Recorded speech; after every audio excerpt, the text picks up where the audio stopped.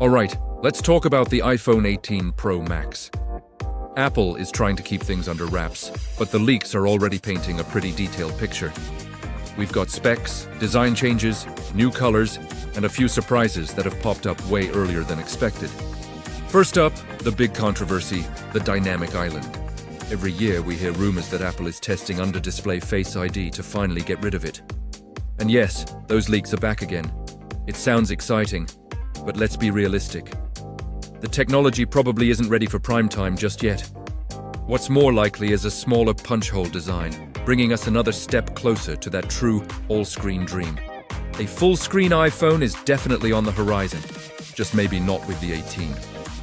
Now let's talk about the weight. The 18 Pro Max is rumored to weigh in at 243 grams. Yes, that's heavier, but hear me out. It's for a good reason. That extra weight comes from a bigger battery. It seems Apple has finally gotten the message that people want a phone that lasts all day, not one that's paper thin and dies before you've even had dinner. This is a trade-off I think most of us are willing to make. Performance is where things get really interesting. The phone is expected to feature the new A20 Pro chip, built on TSMC's cutting-edge 2-nanometer process. This means better power efficiency, cooler operating temperatures, and a massive boost for on-device AI. Even better, leaks suggest 12 gigabytes of RAM will be standard across the entire lineup. Finally, no more RAM envy between the base and Pro models. Connectivity is also getting a solid upgrade with a C2 modem, Wi-Fi 7, and Bluetooth 6.1.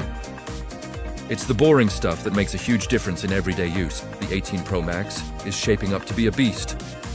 We're expecting a 48-megapixel main sensor with a variable aperture, a 48-megapixel ultra-wide, and a 64-megapixel periscope lens with up to 10x optical zoom.